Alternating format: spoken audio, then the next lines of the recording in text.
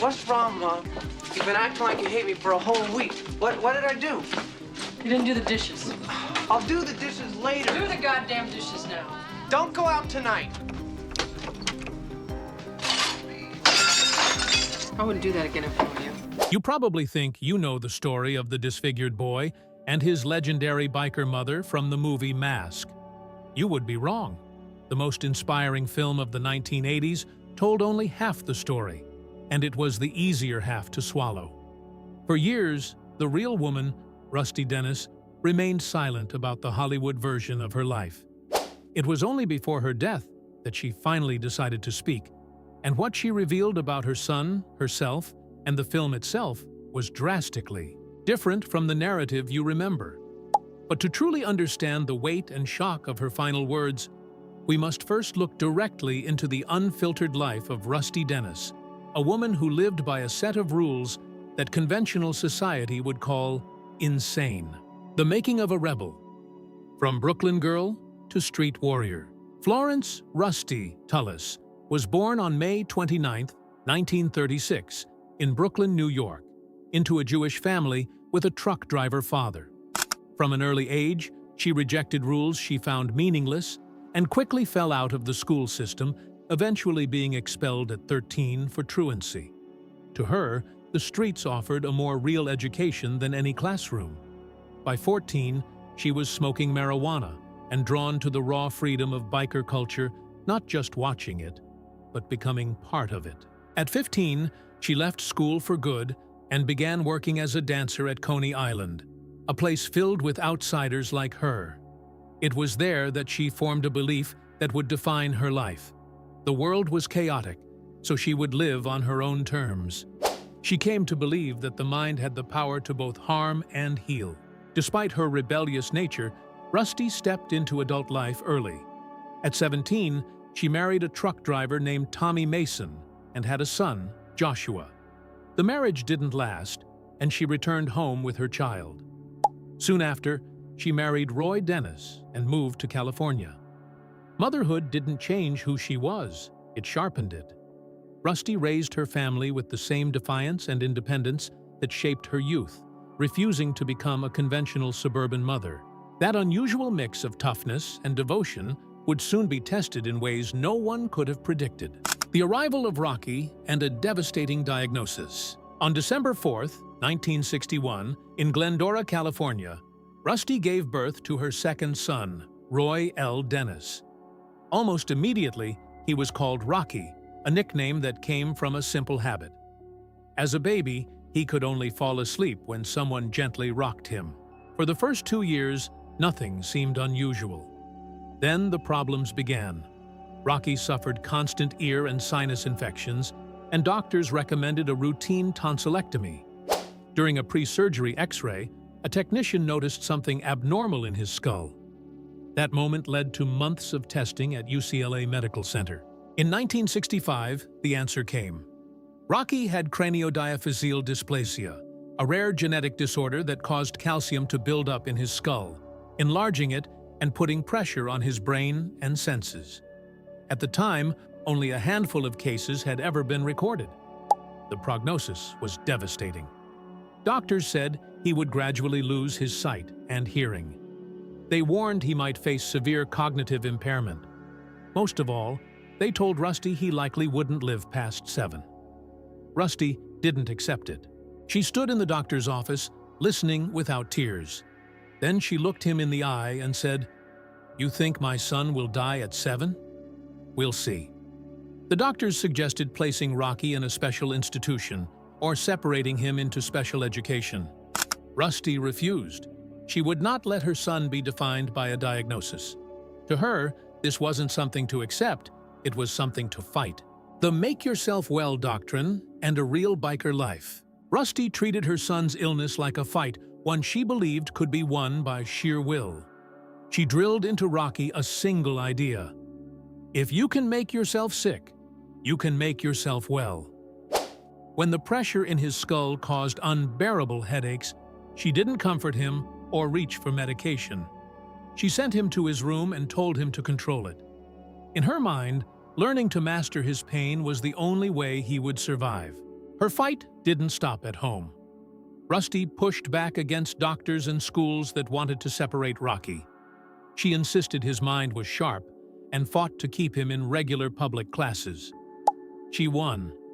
Rocky grew up among other children, facing stares and cruelty at times, but never being hidden away.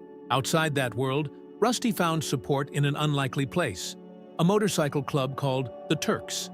She and her partner, Bernie Tullis, were part of it, and for Rocky, these bikers became family. They didn't stare, they didn't question. They accepted him completely. Among them, Rocky wasn't different. He was just one of them. Rusty never changed her lifestyle. She later admitted she partied constantly and used drugs, not as an escape, but because it was the life she had chosen. To her, there was no conflict between being a devoted mother and living on the edge. That mix of relentless parenting and unconditional acceptance helped Rocky outlive every prediction.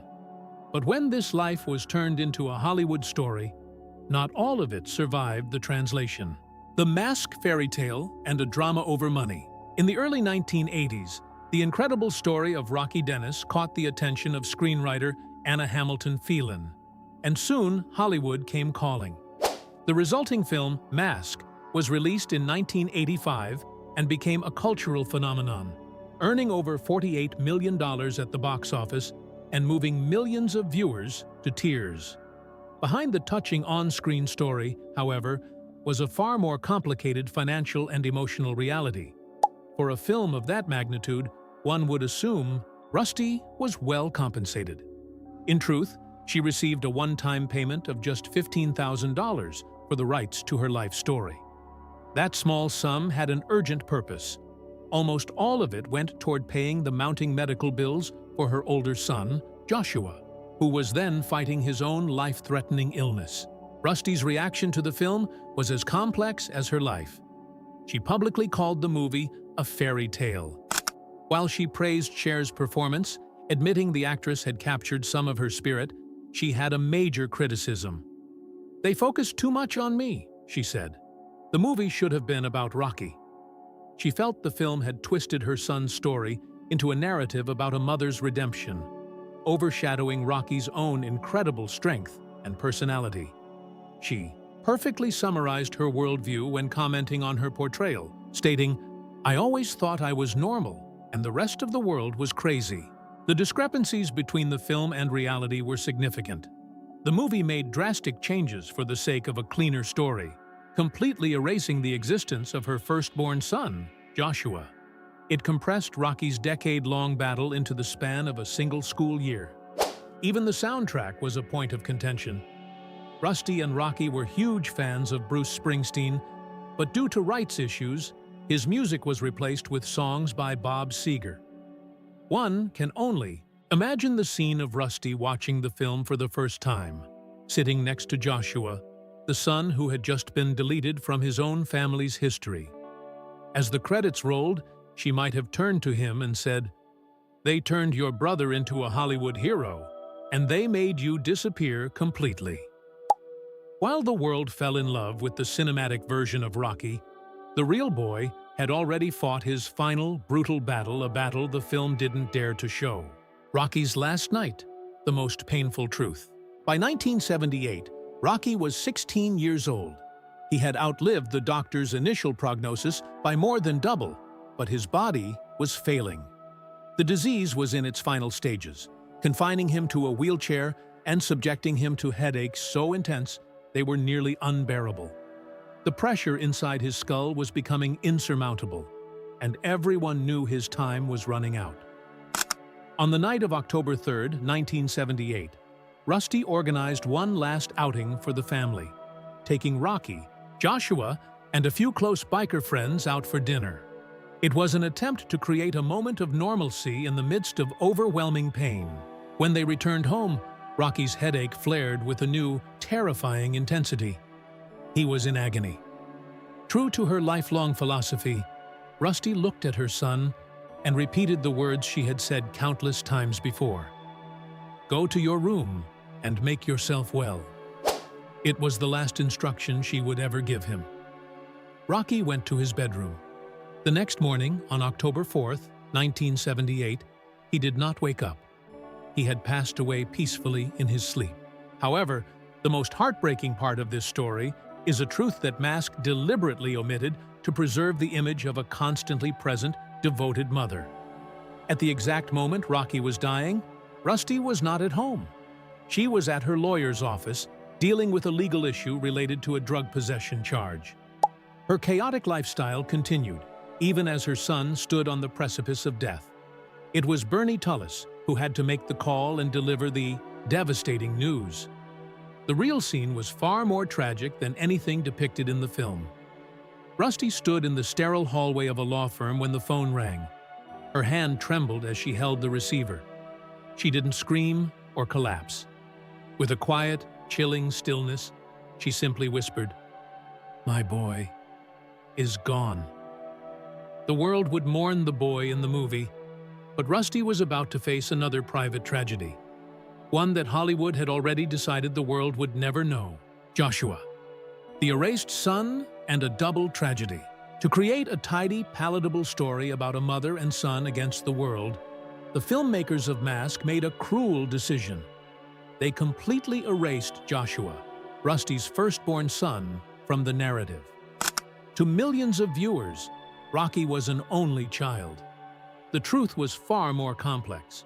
Joshua had been a constant presence in Rocky's life, the older brother who witnessed his entire struggle. But the Dennis family's tragedy did not end with Rocky's death. Another, more modern plague was looming. In 1986, just 1 year after Mask immortalized his younger brother, Joshua was diagnosed with Kaposi's sarcoma, a form of cancer that was a common and terrifying marker of AIDS. At that time, an AIDS diagnosis was a death sentence, shrouded in fear and public stigma. A year later, in 1987, Joshua died at the age of 32. This devastating fact recasts Rusty's decision to sell Rocky's story in a new light. The $15,000 she received was not a paltry sum from a blockbuster film. It was a desperate fund to try and save the life of her remaining son. She sold the story of one son's tragedy to finance the fight for the other's life. Rusty had now lost both of her children, one to a 1 in a million genetic disorder, the other to a modern pandemic. Speaking about Joshua, she revealed the philosophical belief that allowed her to endure such unimaginable loss. "Joshua didn't believe in death," she said, "and neither do I." For her, it was not an end, but a transition. Losing both her sons could have destroyed her, but once again, Rusty Dennis did the unexpected. She began a surprising final chapter of her life. Rusty's final chapter, from chaos to calm. After the deaths of both Rocky and Joshua, Rusty left Southern California and its painful memories behind, moving north to San Francisco. There, she embarked on a profound personal transformation. The woman who had spent her life in the chaos of biker clubs and wild parties sought a new path, turning to Buddhist philosophy in a search for inner peace and acceptance. More significantly, Rusty decided to use her own painful experiences as a tool to help others. She became a drug and alcohol abuse counselor, using her intimate knowledge of that world not to preach, but to guide others out of the darkness she knew so well. Her newfound mission was also deeply connected to Joshua's death. She made plans to work for the Shanti Project, a San Francisco-based nonprofit dedicated to providing emotional support for people living with AIDS. She intended to dedicate the rest of her life to helping those suffering from the very disease that had taken her son. It seemed that Rusty had finally found a measure of peace, turning her immense pain into a powerful purpose. But the road she had always traveled had one last violent twist waiting for her. Rusty's death, a final, dramatic end. On October 14, 2006, a 70-year-old Rusty Dennis was doing what she loved: riding on the open road. She was on her 3-wheeled motorcycle when a mechanical failure occurred. The right wheel suddenly broke off, sending the bike careening out of control in a horrific crash. She was critically injured, with 2 broken legs and a punctured lung. For nearly a month, she fought for her life at Beverly Hospital in Montebello. On November 11, 2006, Rusty Dennis died from infections related to her injuries. Her death was as dramatic and unconventional as her life. Initially, no one knew that the victim was the famous mother from the Mask story. The news first appeared as a small anonymous report in a local paper about a 70-year-old unidentified woman involved in a motorcycle accident. It was her friends, the members of her biker family, who pieced together the details and identified her, ensuring her story had a final chapter. Until the very end, her perspective on mortality, shaped by the loss of her sons, remained. She once said of Rocky's passing, "It was just another place to go, and Rocky liked going to new places." Perhaps, for Rusty, her own death was just another journey to a new destination. The real legacy, no perfect ending. The true story of Rusty and Rocky Dennis does not offer a neat Hollywood ending. It is not a clean story of redemption. It is a raw, messy, and powerful story of survival, defiance, and unapologetic acceptance. Rocky's legacy was the life he lived, not the face he wore. He survived to be nearly 17, 10 years longer than predicted. He graduated from junior high school with honors. At summer camp, his peers voted him best buddy and friendliest camper. He even found love with a blind girl who saw the person he was, not the condition he had. When offered cosmetic surgery, he famously refused, asking, "If I change my face, who will I see in the mirror?" Rusty's legacy is just as complex. The film's screenwriter, Anna Hamilton Phelan, summarized it best. She was not the PTA Mother of the Year, but she was the perfect mother for Rocky. Her tough, unconventional methods and chaotic lifestyle may be shocking, but they forged in her son an unbreakable will to live a full life against impossible odds. Their story offers no simple moral. Rusty lived and died as herself, a flawed, resilient, and fierce woman who never asked, "Why me?" She just kept fighting, the only way she knew how. That is the real legacy. Did you know these details before today? Let us know what you think in the comments below.